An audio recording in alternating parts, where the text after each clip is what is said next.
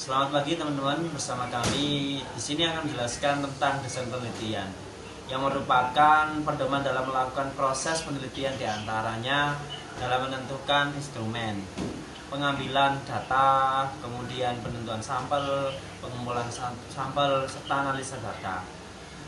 Tanpa desain yang benar, seorang peneliti tidak akan dapat melakukan penelitian dengan baik karena tidak memiliki pedoman penelitian yang jelas.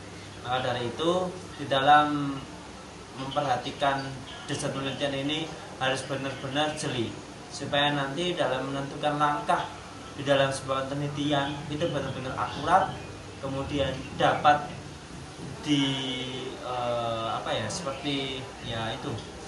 dapat dipertanggungjawabkan atas penelitian itu. Jadi seperti itu teman-teman. Dalam menentukan tipe-tipe desain penelitian itu ada beberapa yang bisa dikatakan cukup banyak.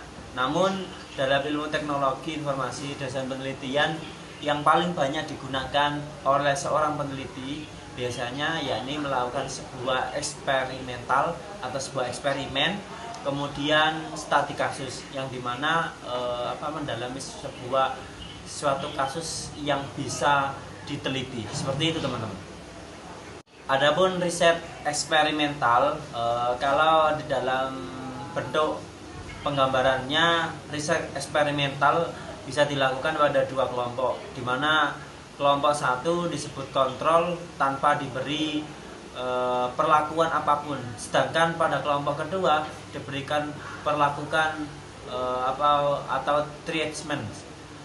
Diasumsikan kedua kelompok ini sama. Jadi riset eksperimental ini benar-benar riset yang bisa dilakukan dalam dua kelompok, di mana kelompok tersebut ya bisa dikontrol tanpa diberi perlakuan apapun ataupun yang lainnya. Jadi seperti itu. Yang selanjutnya adalah cause cooperative research.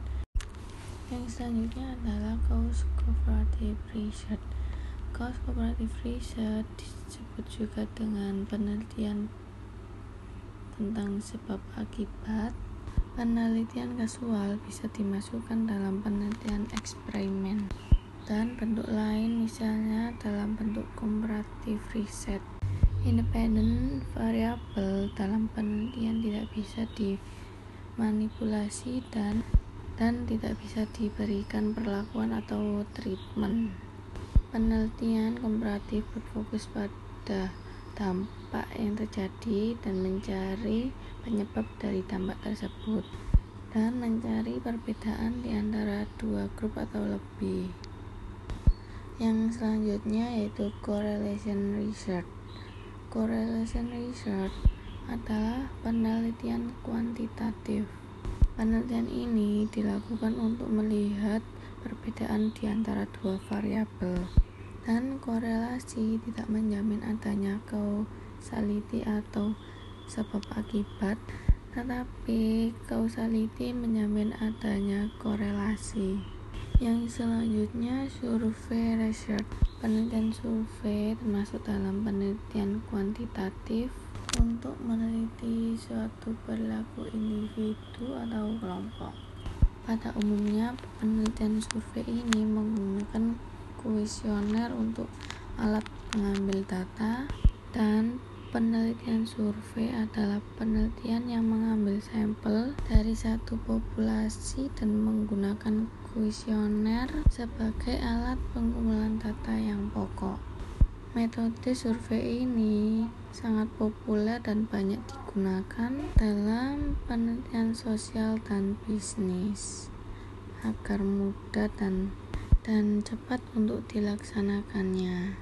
Yang selanjutnya akan dijelaskan oleh Mbak Ani. Selanjutnya yaitu action research. Action research merupakan penelitian yang berfokus langsung pada tindakan sosial. Empowering ada peneliti yang terjun langsung ke daerah penelitian karena tidak bisa disurvei.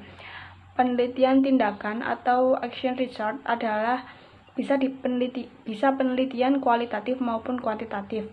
Penelitian tindakan ini merupakan metode yang didasarkan pada tindakan masyarakat yang seringkali diselenggarakan pada suatu latar yang luas seperti di rumah sakit, pabrik, sekolah, dan lain sebagainya.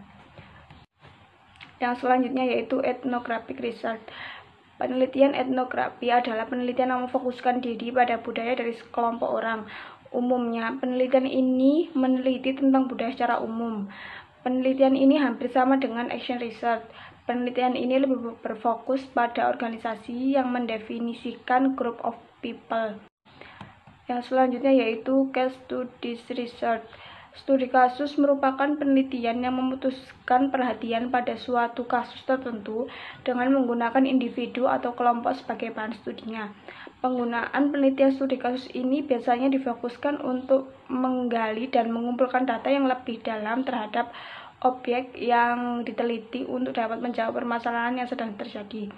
Sekian presentasi dari kelompok kami. Assalamualaikum warahmatullahi wabarakatuh.